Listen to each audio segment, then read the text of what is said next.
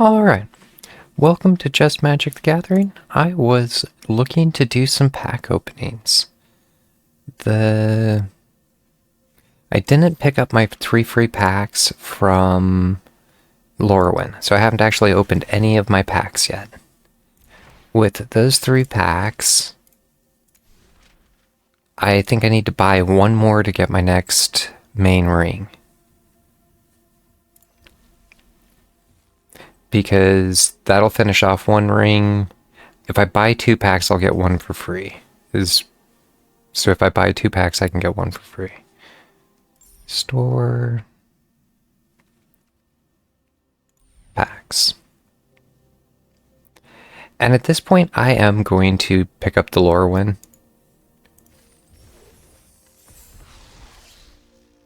There's my free one. So now I should have 6 packs.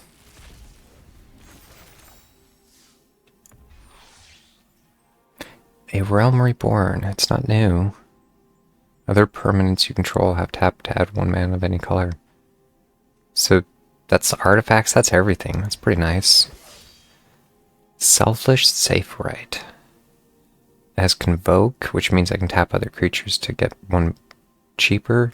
Whenever it enters, choose creature type. Other permanents you control of that type gain hexproof and indestructible, only until end of turn. But it works as a flash, so you can play it instant. So it can easily work as especially if I have defenders and you play a wipe card, I can just tap all my defenders, cast this cheap, and give everybody hexproof and indestructibility. So I can definitely see a way to use that. This spell costs X less to cast, where X is the greatest mana value among elementals you control. So it's an elemental. I'm almost assuming that's the new Lorwyn symbol. And there's going to be some elementals in Lorwyn. Flying and Station. Come back. I didn't play much for the Edges of Eternity, but so yeah, I don't know much about the whole stationing or what these cards are about. Whenever spacecraft attacks, you may put a creature card from your hand onto the battlefield. Well, that's huge.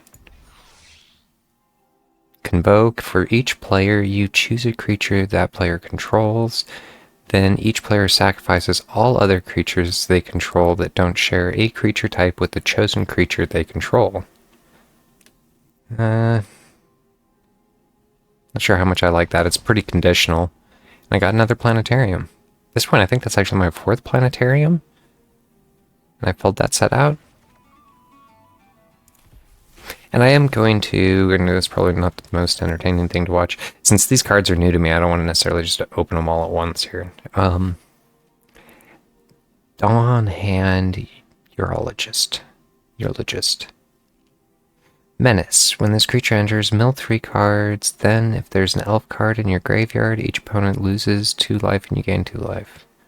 Kind of common and not necessarily that interesting. Play it as a flash. Enchant creature you control. Enchant creature gains hexproof and gets a permanent +2/+1. I kind of like that. Excuse me. Yeah, I do kind of like that. A common token, Eclipsed Flamekin. When this creature enters, look at the top 4 cards of your library. You may reveal an element, island, or mountain card from among them and put it into your hand. Put the rest on the bottom.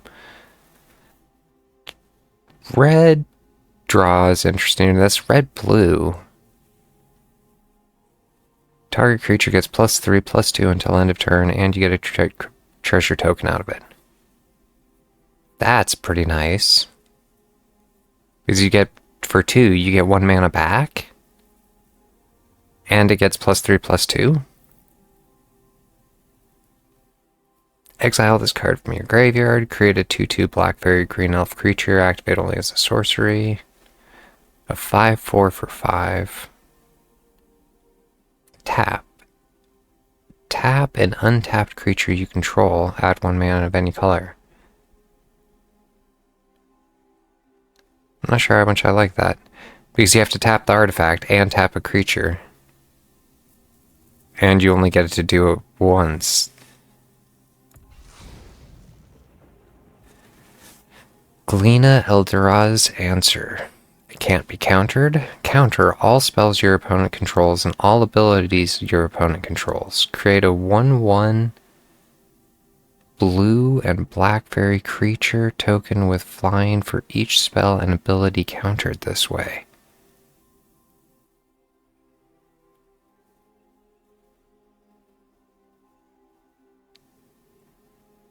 I was trying to figure out, because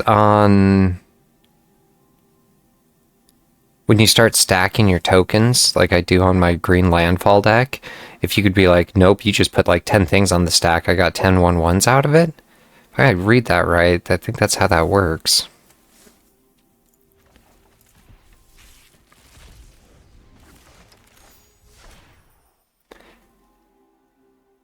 The Tributary Vaulter. The Tributary Vaulter.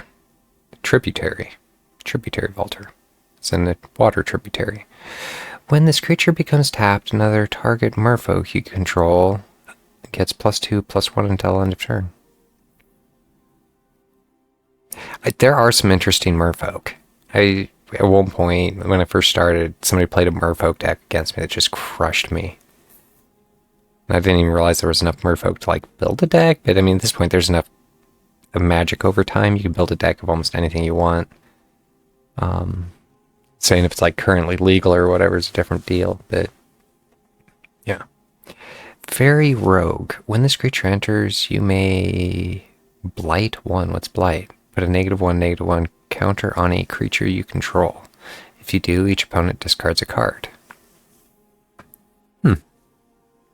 You may blight. So this costs 2 less if a creature is attacking you. The owner of target spell or creature puts it on the top of their bottom of their library. So I kind of like that. For 2, you can basically return it to their hand, which the best you can get away with that in blue is for 1. Normally it costs 2. But actually, yeah, and for any of them, even if it's not attacking or anything, you can just do it. Yeah, I'm not a huge fan of that because there are ones that allow you to do that cheaper and that don't come with the hedge. Heat Shimmer, and it's the custom art. Create a token that's a copy of target creature, except it has haste, and at the beginning of your end step, you exile it. 2 for 1, though. And you get a haste out of the deal, so it's like, oh, I played a 5/5 last round that you weren't able to deal with, now I gotta have 2 of them. Or even going back to, like, in green, you'd be like, I played the 20/20. There's some mean things you can do for Green Rush that are in, like, the dinosaurs. Enchant creature. Enchanted creature can't attack or block. For 2, blight. 1, sacrifice this artifact, and you can exile the... Wow. So you can put it on one of theirs, and it makes them so they can't attack or defend. And then you can spend another 2 to sacrifice the one that you enchanted and put a -1/-1 counter on something else. Oh, it has to be a creature you control. Blight has to go on one of your creatures. I was only thinking you could put it on one of their creatures and kill it too. If it's a 1/1 or it's like a 3/1. Great Forest Druid. Add 1 mana of any color as a 0/4 for 2. I mean, that would work well with the Badger Mole Cub. Discard a card. This creature gains indestructible until end of turn. But you have to tap it. Spinner Rock Tyrant. Flying and Wither. This deals damage to this creature in the form of -1/-1 counters. Whenever you cast an instant or sorcery spell with a single target, you may copy it. If you do, those spells gain Wither. You may choose new targets to creatures. This deals damage to creatures. So Wither. Whenever you cast an instant or sorcery spell with a single target, you may copy it. If you do, those spells gain Wither. So I mean, they get an additional -1/-1 counter? You may choose new targets. So if you... I'm not even sure how that works. If I use lightning to do like -3, it becomes -4?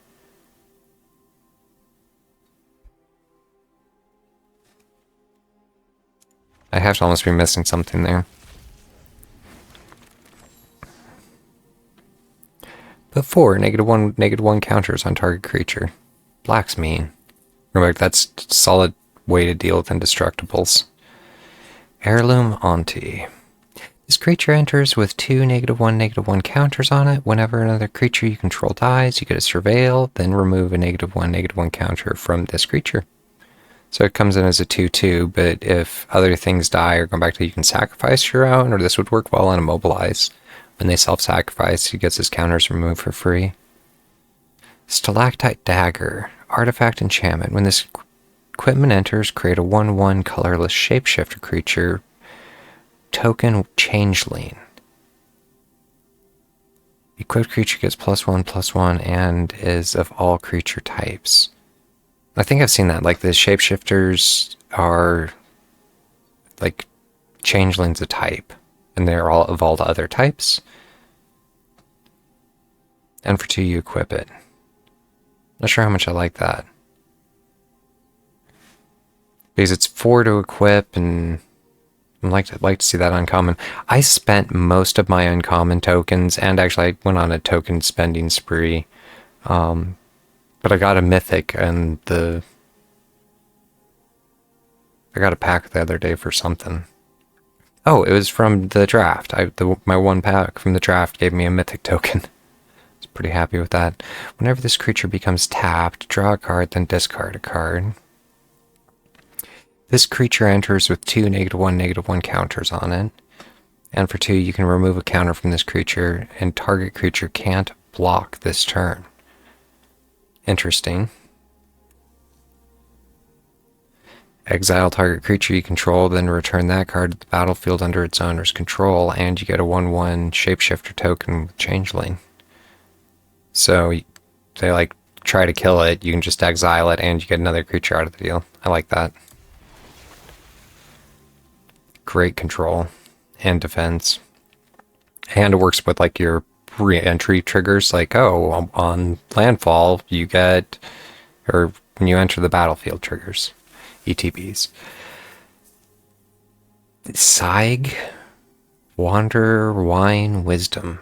I'm sure I've butchered a fair few of these already. Saig can't be blocked when this creature enters or transforms.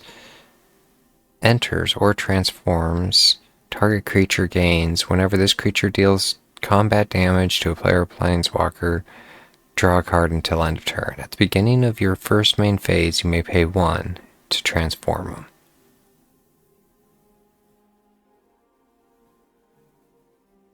So when he flips back and forth for 1 every turn. He can't be blocked. He transforms into the shield. Target creature you control gains protection from each color until your next turn. At the beginning of your main phase, you may pay 1 to transform him. So he flops between giving you card draw and invulnerability for 1 creature. I kind of like that. Anyway, I'll just have to speed this up. But yeah, these are all new to me, and this is interesting. I like seeing new cards and thinking about builds. When this creature enters, creatures you control get +1/+0 until end of turn. Kurthkin, creatures you control gain first strike until end of turn. So whatever Kurthkin is, they are Kurthkins. This is a Kurthkin.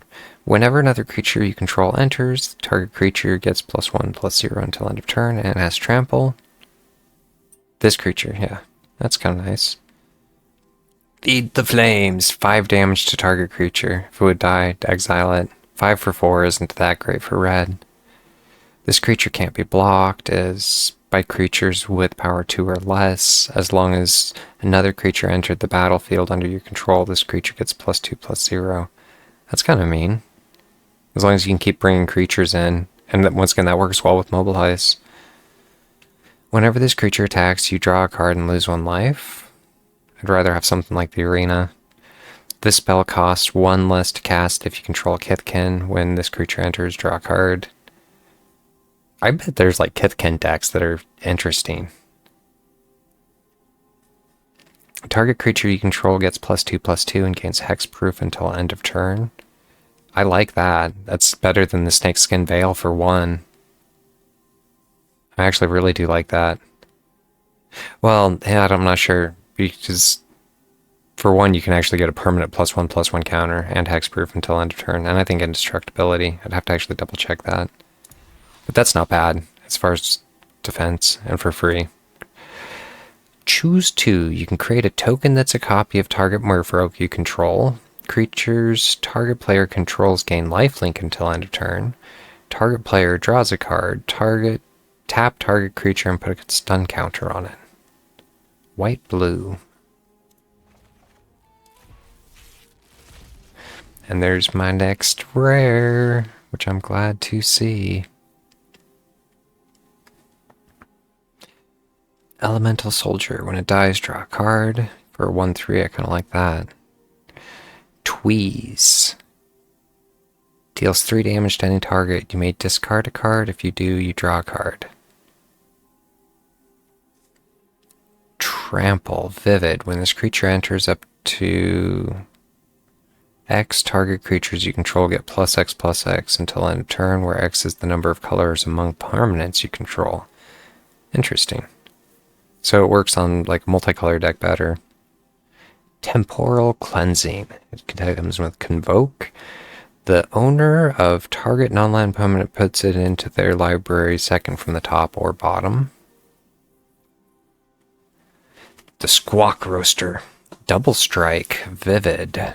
Vivid is Squawk Roaster's power is equal to the number of colors among permanents you control. And Dream Harvest. Each opponent exiles cards from the top of their library until they have exiled cards with a total mana value of 5 or greater. Until end of turn, you may cast cards exiled this way without paying their mana cost. Each opponent... Interesting. I like that. As far as like a heist deck, and just pull 5 mana free out of their library and play them. And if I understand that right, that'd be like lands and everything, right?